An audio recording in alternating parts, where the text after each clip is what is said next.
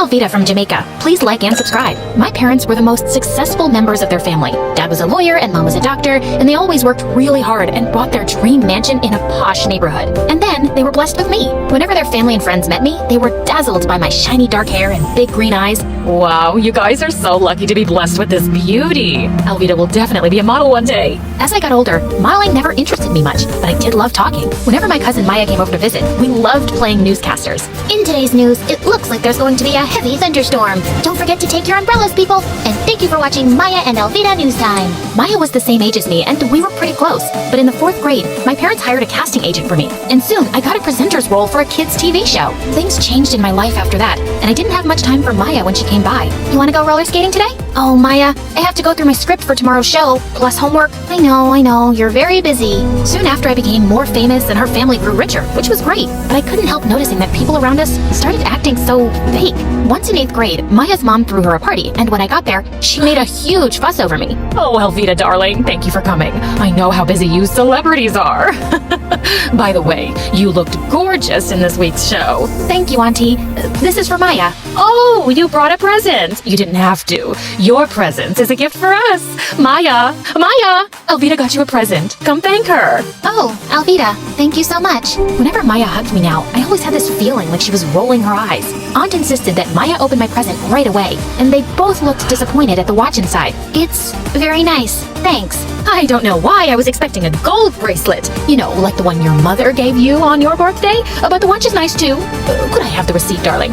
In case I need to exchange it. Why would you need to do that? Oh, just in case it doesn't fit, Maya. We went to the same school and we were in the same class. Once in 9th grade, we had a fun fair in school and we bought raffle tickets. And I won a prize. It was a huge package with really fancy chocolates from Switzerland. How come you're always so lucky, Alvie? I don't know. It just happens. We'll share the chocolate at recess, okay? But at recess, the entire class crowded around me. Apparently, Maya had told everyone that I was sharing the chocolates with the whole class. And now I had no choice. Maya, why did you do that? Oh, come on. It's not like you don't have the money to buy dozens of these packages. Yeah, but this was my prize, and I get to choose who I share it with, no? But Maya tried every way to sponge off of me, and make other kids do it too. Sometimes I wished we weren't related so I could just ignore her. I felt more comfortable when I was in the studio with people like me. I loved performing, and I loved Chris, my boyfriend. He took care of all the sound and background music for the show. Every day after shooting, we'd hang out together, and he always found a way to make my day with some thoughtful gift. He was the sweetest. Then one day in 11th grade, the show decided to add another presenter to join me on the show. It was a guy named Mason, and he was gorgeous.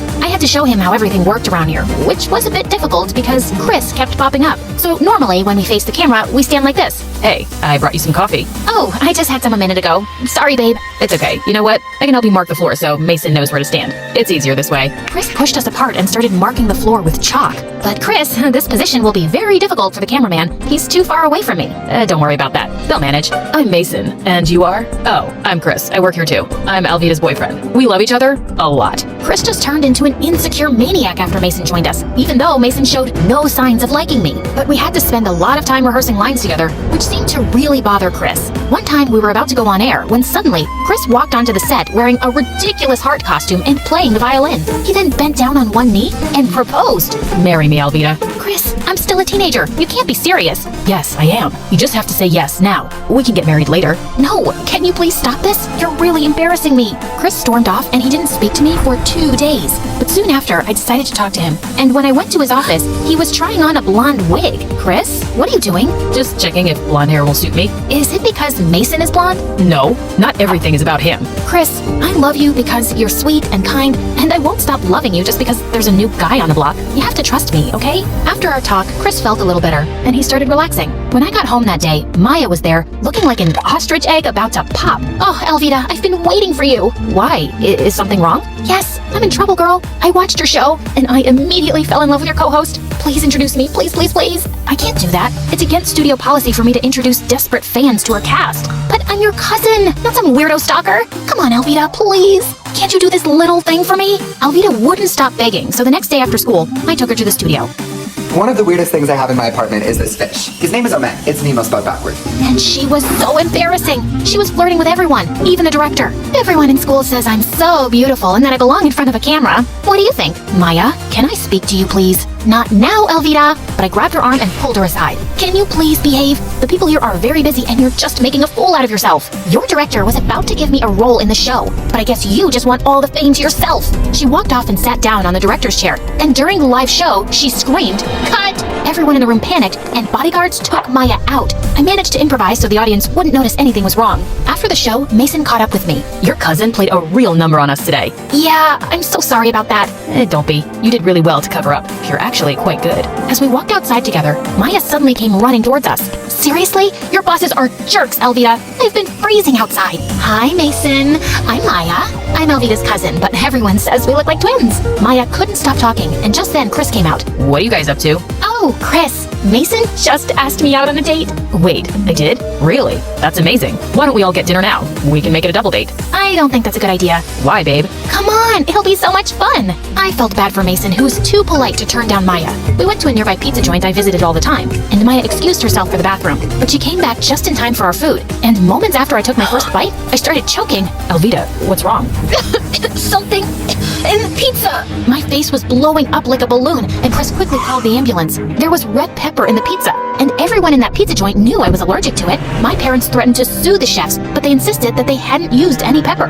Meanwhile, the doctor advised me to take 2 weeks off from work while my swelling went down. So Mason took care of the show on his own. I felt really upset, and when Maya came to see me, I lashed out at her. You know what, Maya? Just drop the act already. I'm tired of you pretending to care about me when you actually hate me. What are you talking about? Why did you take so long in the bathroom during dinner? How do I know you didn't leave the table to put pepper on the pizza? You really think I'd do something like that? Yes, you've been jealous of me ever since I got the presenter role. But I would never hurt you. Maya left my room crying, but I was too mad to care. I was convinced she'd tried to harm me. While I was at home recovering, Chris visited me every day. This one time he came with candles and Chinese food and set up the table, and it was so romantic. Aw, Chris, you didn't have to do all this. You mean the world to me, and I would do anything for you. He turned on the music, and as we slow danced, Maya came barging in. Elvita, I have to tell you something. I don't want to see you or talk to you ever again, Maya. Please, hear me out. Hey, we're having a romantic moment here, so please, get out. But Maya glared at Chris and just switched off the music. Elvita, you have to see this. There aren't any security cameras in the kitchen, but there is one in the restaurant's back alley. I tracked this video down from the city police's office. The video on Maya's phone showed a customer entering the kitchen from the back. Chris,